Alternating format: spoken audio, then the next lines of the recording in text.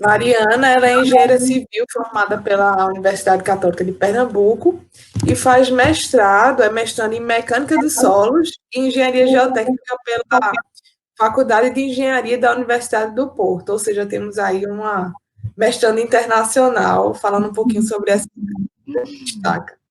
Mariana vai falar sobre a influência, né, da necessidade executiva de estacas sobre a distribuição de cargas em uma obra do Recife. Mariana, você tem 20 minutos para fazer sua apresentação. Está conseguindo compartilhar? Sim. E pode iniciar. Também. Boa noite, pessoal. Meu nome é Mariana, eu sou engenheira civil formada pela Universidade Católica de Pernambuco e vou falar um pouco sobre a influência de excentricidade executiva de estacas sobre a redistribuição de cargas em uma obra no Recife. Na verdade, é uma continuação da pesquisa iniciada por Giovana, então as apresentações elas se completam. Quanto à prática atual de fundações no Recife, ela é direcionada principalmente pelas características geotécnicas do subsolo, porque outros fatores influenciem na escolha das soluções, sendo as soluções em fundações profundas como as mais utilizadas nas obras que são executadas na cidade.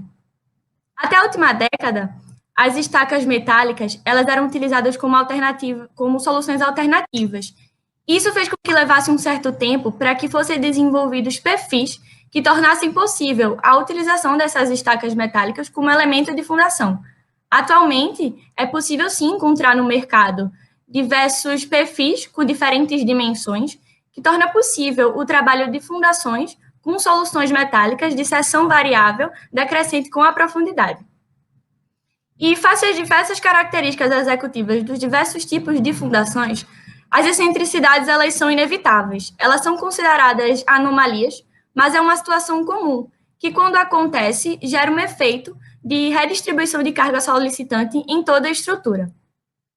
Quanto aos objetivos do trabalho, como objetivo geral, o estudo da influência das excentricidades executivas sobre a redistribuição de cargas utilizando uma ferramenta computacional.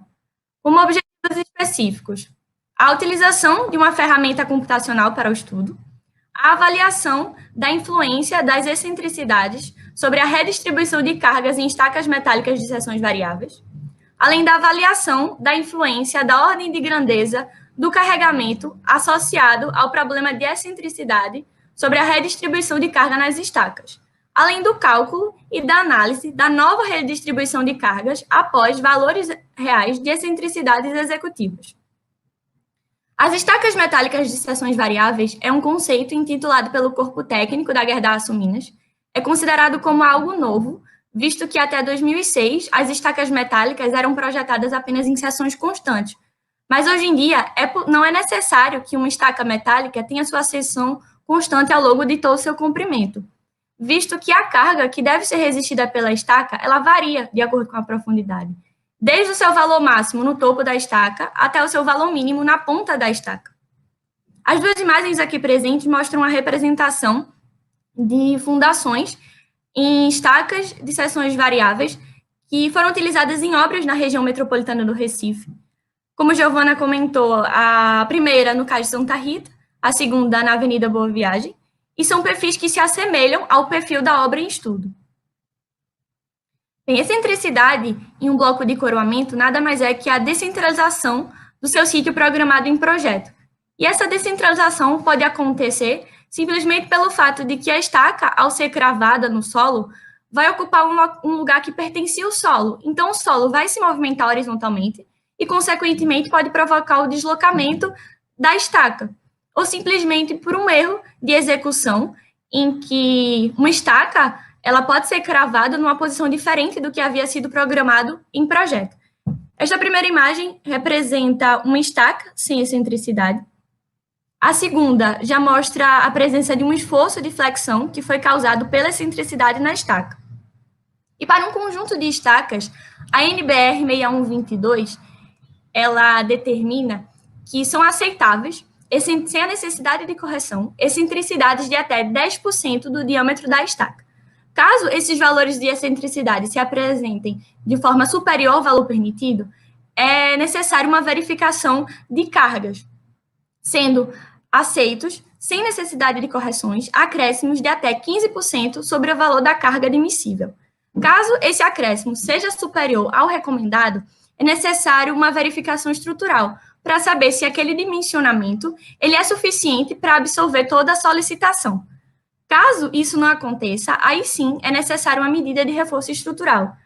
E nas situações clássicas de fundações, geralmente essas medidas de reforço estrutural se dá pela utilização de cintas de travamento entre os blocos ou simplesmente pelo aumento do número das estacas em um bloco de coroamento.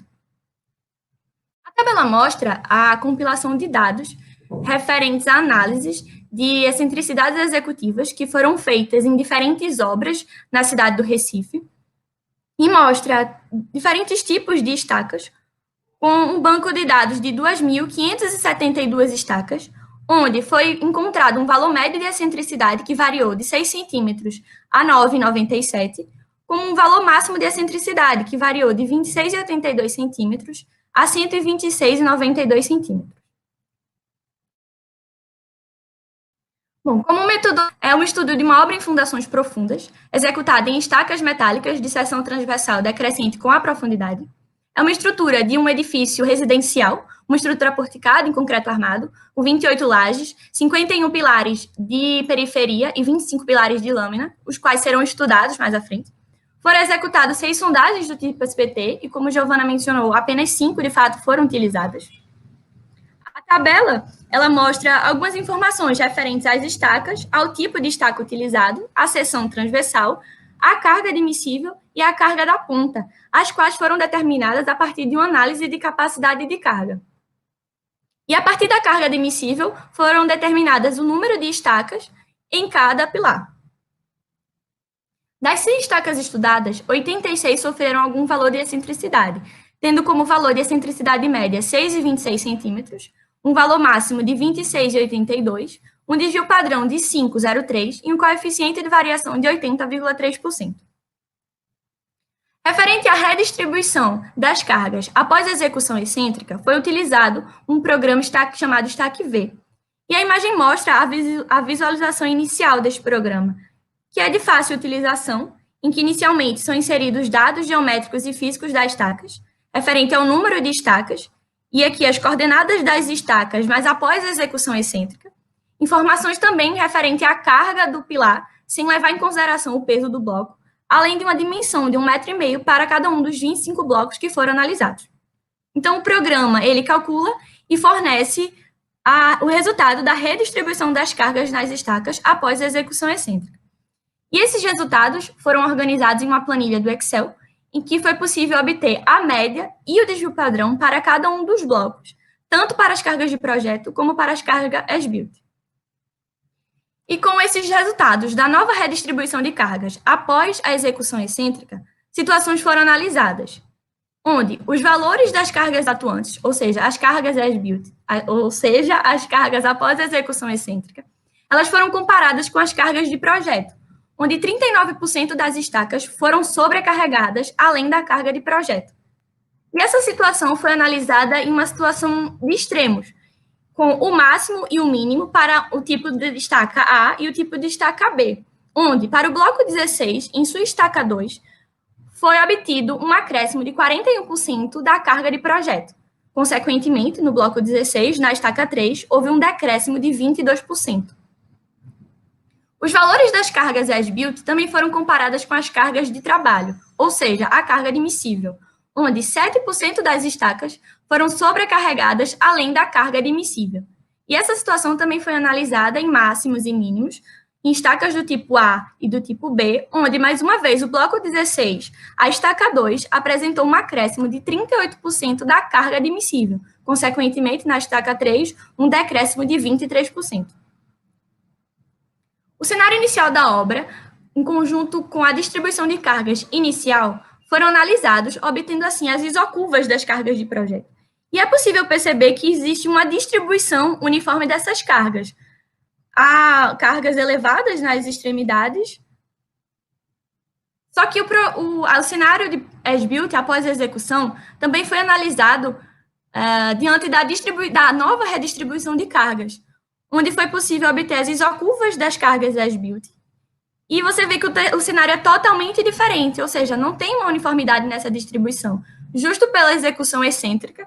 E eu chamo a atenção do comportamento do bloco 16. Como eu mencionei, ele teve um acréscimo muito significativo em relação às outras estacas.